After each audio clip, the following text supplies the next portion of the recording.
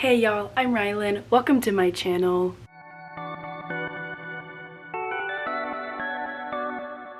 I am here today to talk to y'all about my July book budgeting stats, as well as every book that I acquired during this month. I feel like this is probably the least amount of books I've had to talk about so far this year in a book haul video, if I'm thinking correctly. I feel like most months I have lots of books to talk about.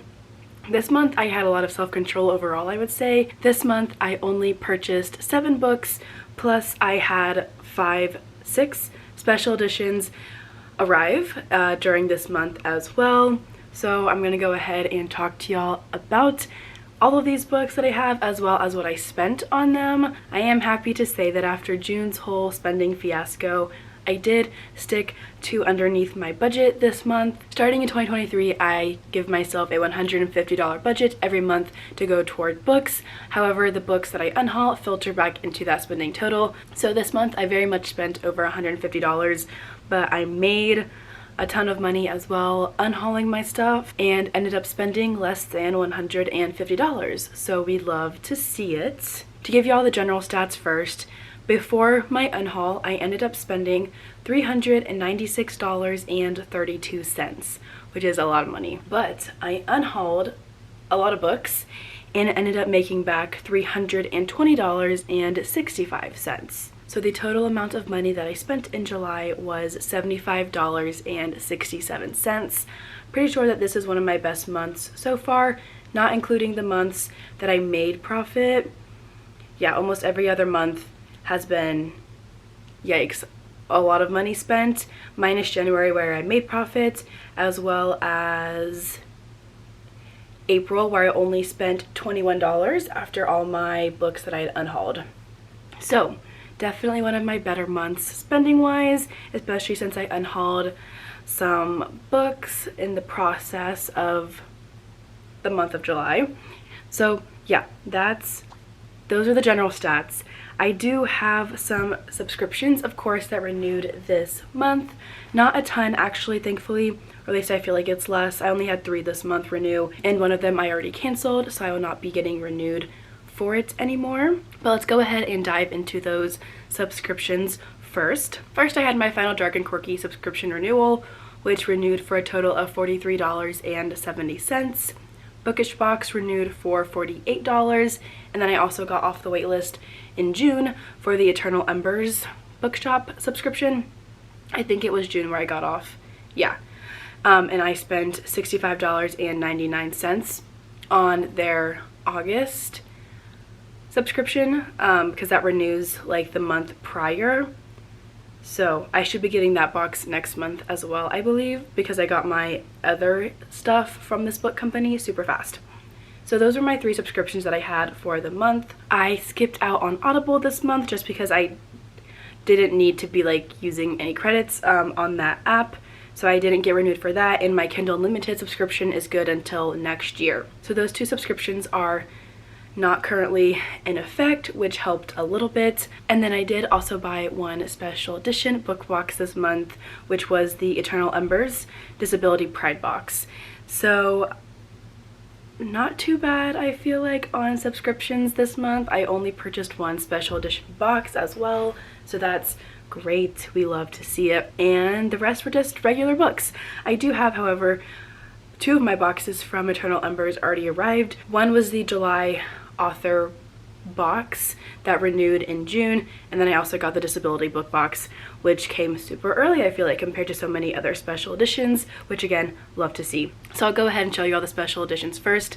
They are stunning, and then I'll dive into just the standard paperbacks that I purchased throughout the month. Couldn't resist a lot of them, but I do feel like my self-control was better this month overall. So first, in the Disability Pride box, I got Not My Type by Evie Mitchell. Everybody got these same books, but the first one that I opened was Not My Type. This cover is stunning. It has foiled text, and the back says, "You are my raptor, Frankie. You're my sunshine, my rainbow, my hero, my pot of gold." It's stunning. Again, we've got the foiled text on the back, pink foiled on the front and the back, and we also have the like logo for the bookshop with the name of the book, just to show that this is an exclusive addition to the book box. The second book in the box was the Wildest Dreams duet, the Dark Dreams duet by Gianna Darling. Again, we've got the foiled text. This time it's gold. The back says, "I was consumed by this dream and it became my life, but that was the funny thing about dreams. They didn't always translate well in reality." Well, that makes me kind of nervous to read. I feel like I might cry whenever I get to this one. This is probably my favorite cover out of the box. I just think it's so beautiful. I love the colors. I love the illustrated look to it, and I cannot wait to get to this one. This one is also 2 books in 1, so that should be fun. And then the next book in that box was Real by Kennedy Ryan. I almost met this author a couple weeks ago, and I should have, but I didn't, and it's fine. But this one was the third out of the 4 books in the box. The back of it says, "Waiting for sunsets was like waiting for a miracle you knew would come." So this one doesn't have the foiled text, but it does have these reels that are foiled. They're so fun to like gently rub my finger over. It just feels really good. That was kind of weird. Anyway, the cover is stunning. I love a good sunset. This one is kind of a chunk. I have not read anything by Kennedy Ryan, but I have one of her books on my shelf, The Kingmaker, and I have heard really good things, so I do look forward to getting to this one. And then the last book in that box was The Beautiful Hearts Duet by Emma Scott. This one says, oh gosh, I can barely read it. "Long live the twice-born hearts like mine. It beats only for you, my love. Unending and infinite, I will take you with me into the next life, and 1,000 beyond that, always, forever." I have a feeling that Emma Scott is going to be the one that like really makes me cry. This one and also Gianna Darling, I think, are going to be the 2 where I lose it, just based off the backs of the books, but we'll see if that ends up happening. This one does not have, okay, it's like lightly foiled on some of the smaller text, but again, still love this cover. I think Eternal Embers does some of the most beautiful covers I've ever seen on a lot of their books, so I'm so excited to add those to my shelf. That was the box that cost $125, but I got the box in July, so like super fast. I love to see it. The other thing that I got from them this month was my July author pick, and the pick was Jennifer Hartman, and we got the Araya and Coda books by Jennifer Hartman. It came in this beautiful slipcover that has quotes from the book on it that are also, again, foiled, which seems to be a staple to the Eternal Embers bookshop. But these are very pretty.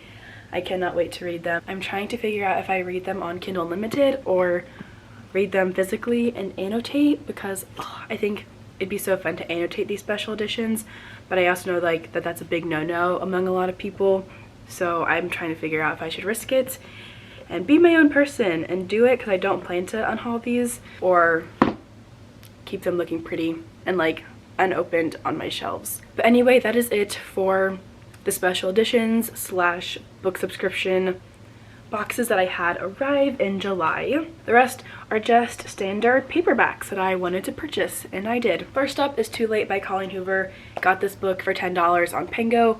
Love it. Haven't read it yet, but I do want to get to it. I also got Does It Hurt by H.G. Carlton and Scarred by Emily McIntyre for $27.81.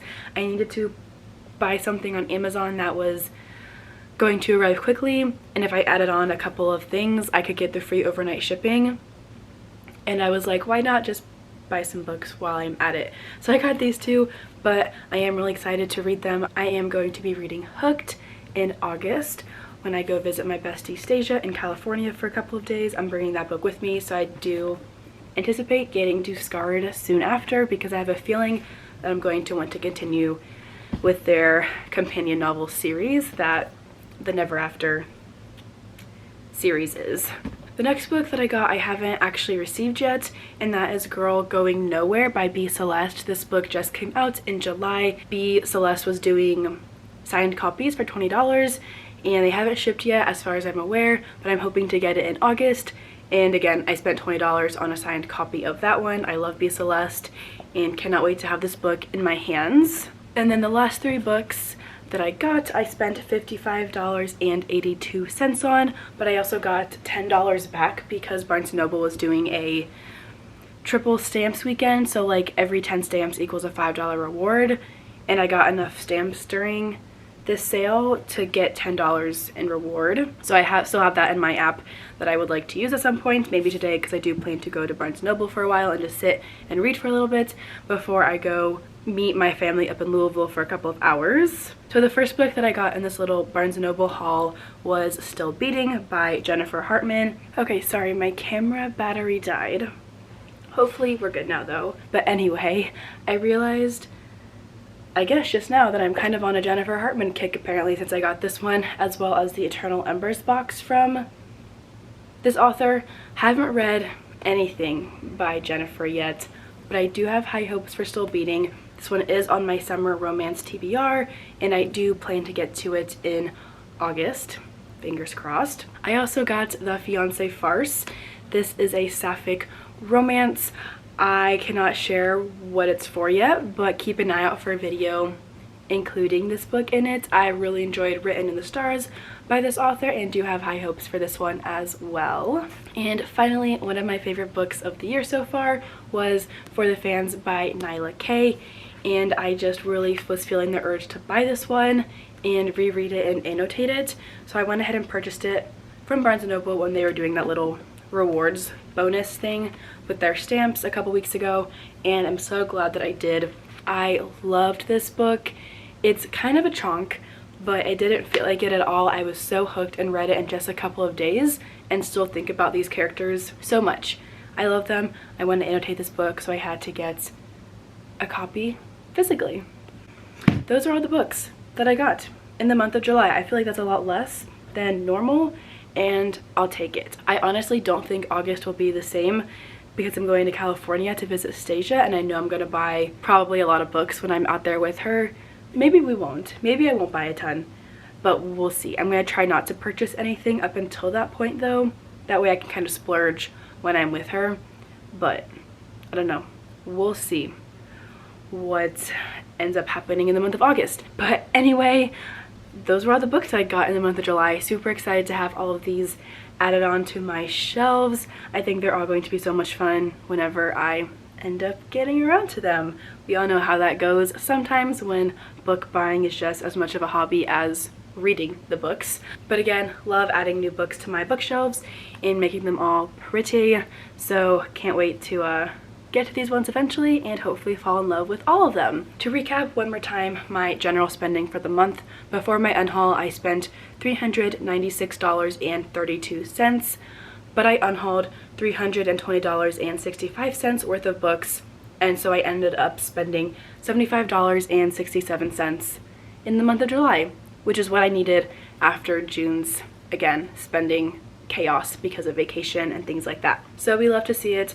Excited about this month, looking forward to August and seeing all the books that I acquire then as well. If you purchased anything super fun in the month of July, feel free to comment down below and let me know. I would love to hear all of the books that you got and acquired throughout the past month. Cannot wait for August. It's going to be the month where I finally visit my bestie, Stasia, Reader C, in person, and we're gonna do some damage, I think, to the bookstores in her area. As in buying books, like, we're gonna do some damage in acquiring books, especially to our bank accounts, but we're not gonna like do physical damage to the bookstores. I hope that's not what it sounded like when I first said that. Anyway, I probably didn't need to explain that at all, but I'm visiting my bestie Stasia. Expect some good books in the month of August to be mentioned in my book haul, fingers crossed, and I cannot wait. Yay! Alright y'all, that's all that I have for this video. Thank you so much for watching, and I'll see y'all in the next one.